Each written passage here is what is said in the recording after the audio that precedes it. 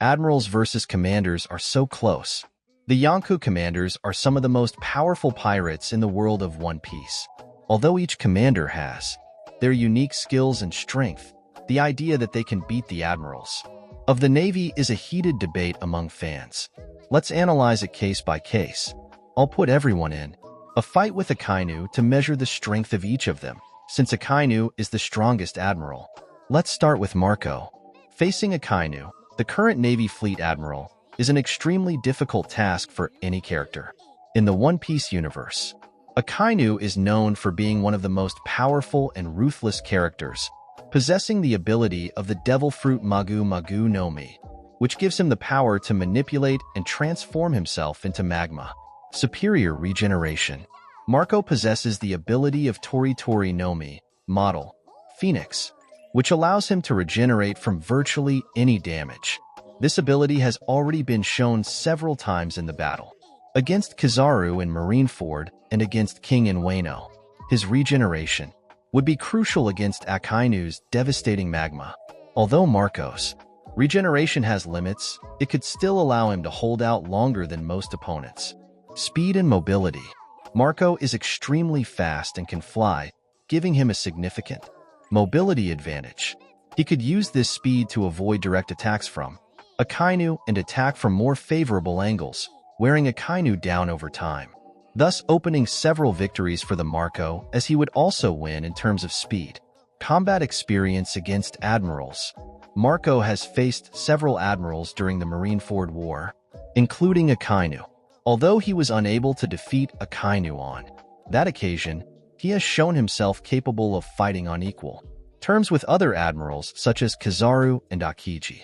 But in this arc, it is clear that he was nerfed because as the Navy had to win that battle, Marco was little used and spent most of his time chained up. Besides, his fighting experience is greater than that of Akainu, as Marco is a pirate and is much more involved in battlefields. Hockey. In terms of hockey, it's a speculative thing because as he was Whitebeard Marco's right-hand man, he certainly learned everything from his father about armament hockey and observation, just like Rayleigh did with Luffy during the time skip. In this case, Marco must have both advanced hockey, making his victory over Akainu clearer. Of course, this wouldn't be an easy fight, and it would take a long time, but Marco, even worn out and injured, would still win the fight. And besides, he managed to hold a battle against King and Queen together. And final considerations is that when Marco led the old Whitebeard pirates into battle against the Blackbeard pirates, it was said that that fight would define the new Yonko. In other words, even though he lost, it was a fact that he was almost Yonko level.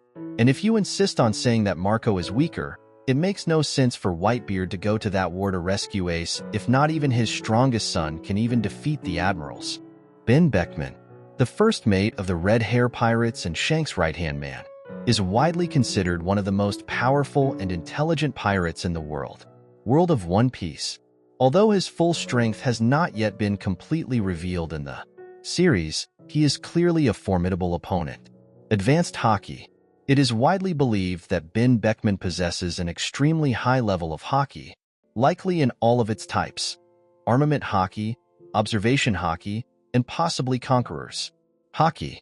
Because as Shanks' right-hand man, he is clearly not there simply because he doesn't even have devil fruit. In other words, his hockey is clearly at an absurd level. Intelligence and strategy. Beckman is known for being incredibly intelligent and a strategist. He could use his intellect to exploit Akainu's weaknesses, create traps, or fight in ways that minimize the magma's advantages. His cunning could allow him to devise an effective plan to deal with Akainu's raw power, as it has already been said that he is a very intelligent man and creates strategies alongside the Redhead. Intimidating presence. During the Marineford War, when Ben Beckman appeared and pointed his gun at Kizaru, one of the most carefree and powerful admirals, Kizaru hesitated and stopped his movements. This indicates that Ben Beckman is highly respected or even feared, even among admirals. If he can intimidate someone like Kizaru, he certainly has a formidable presence and strength that could worry even Akainu. In other words, if Kizaru stood still when Beckman threatened him, there is clearly a reason proving his strength to be superior to Kizaru's, and again saying that the fact that he was a Yonko commander, Shanks must have taught him a lot about hockey. Weapon. Ben Beckman is seen carrying a gun, which suggests he may be an extremely skilled shooter or fighter. If he combines his ranged combat skills with advanced hockey, he could hit a Kainu from afar while avoiding direct contact. With the magma, not much was explained about this weapon, but it makes it clear that if it can hurt Kizaru, it can obviously hurt a Kainu. Ben Beckman could beat a Kainu in a confrontation, especially if he utilizes his superior intelligence, strategic skills, and the power of hockey. However, it would be a difficult battle where Beckman would need to avoid Akainu's devastating attacks while looking for opportunities to deal significant damage. Ben Beckman's combination of strength, advanced hockey, and strategic intelligence gives him a good chance of surpassing even the fearsome Akainu. King. King is Kaido's right-hand man and the strongest commander of the Beast's pirates. He belongs to the Lunarian race, known for their extreme endurance and fire manipulation abilities. He can't beat Akainu because his strength is a bit limited as he lost to Zoro in a duel where Zoro wasn't at his maximum strength, and also previously he was embarrassed in the battle against Marco, the Phoenix, but I put the King in this list because I'm sure he would still beat Kazan, formerly known as Akiji, is a former Navy admiral and has the ability of the Hai no Mi, a Logia-type devil fruit that allows him to create, manipulate, and transform into ice. Resistance and durability of Lunarians. King is a Lunarian, a race known for its incredible endurance. They are able to survive in extreme conditions and have durability that rivals that of almost any other race in One Piece. This means King can withstand attacks that most characters couldn't, which would be a significant advantage against Kuzan's ice powers. Fire control and ice resistance. King can manipulate fire, which gives him a natural advantage against Kuzan, whose abilities are based on ice. The intense heat generated by King can melt or neutralize Kazan's ice, weakening the effectiveness of his attacks. Additionally, as a Lunarian, King may have a natural resistance to cold and ice, which would further decrease the effectiveness of Kuzan's powers. Strength and speed. King is known for his tremendous physical strength and speed. In his hybrid or full Zoan, Pteranodon, form, he can reach extreme speeds and attack with devastating force. These abilities could allow him to avoid Kazan's attacks and getting close for melee attacks, where he could have the advantage. Apart from your advantage of flying. Hockey. Although there is no detailed confirmation on King's hockey level, as Kaido's right-hand man, it is likely that he possesses advanced armament and observation hockey. This would be crucial to combat Kazan, especially to resist ice-based attacks and to harm Kazan. Again, King was Kaido's companion, who taught him a lot about hockey and strength. King has several natural advantages that could allow him to beat Kazan, especially his stamina, fire control, and aerial mobility. However, it would be a very close battle, where King would need to use all his skills to the maximum to overcome the power of ice and Kazan's experience. King's victory would depend on his ability to exploit Kazan's ice weaknesses and maintain constant pressure on him. Katakuri. Katakuri, one of Big Mom's most powerful children and commander of the Big Mom Pirates, is one of the most skilled characters in One Piece. He possesses the devil fruit Machi Machi Nomi, which is a special paramecia, allowing him to create, control, and transform his body into Machi, a highly versatile and sticky substance. Additionally, Katakuri has an exceptional mastery of hockey, especially observation hockey, which allows him to predict the immediate future. Advanced observation hockey.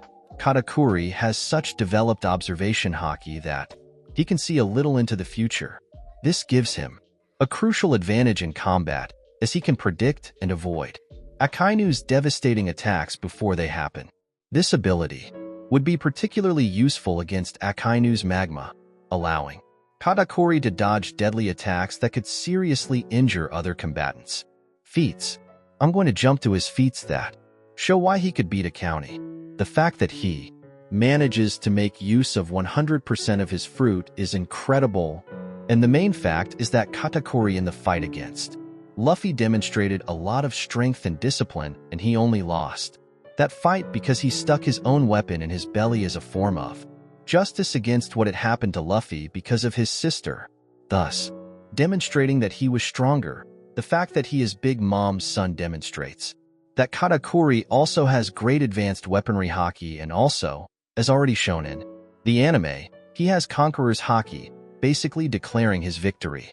Obviously, the fight would be very difficult and time-consuming, but in the end, he would emerge victorious. Zoro, Roronoa Zoro, the swordsman of the Straw Hat Pirates, is one of the strongest and most determined characters in One Piece. He is known for his immense physical power, swordsmanship skills, and increasing mastery of haki. Advanced armament haki.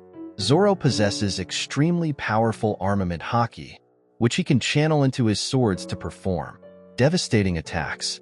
Additionally, Zoro is developing a mission haki, or penetration haki, which allows him to deliver blows that hit the enemy from the inside, potentially overcoming Akainu's defenses.